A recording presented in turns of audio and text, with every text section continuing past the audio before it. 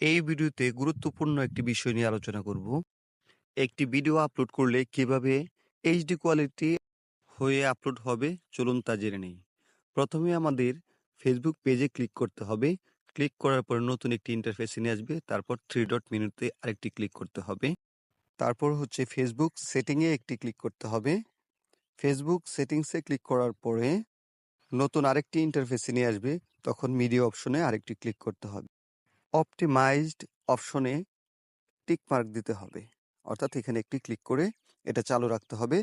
তারপর হচ্ছে auto play, এর নিচে লেখে on mobile data and wifi, এই অপশনটি ক্লিক করতে হবে। কারণ আমরা যখন মোবাইল ডাটা ইউজ করি অথবা ওয়াইফাই ব্যবহার করি, তখন এই অপশনটি চালু রাখার কারণে মোবাইল ডাটা ইউজ করলেও বা ওয়াইফাই ইউজ করলেও এইচডি কোয়ালিটি আকারে আপলোড হবে।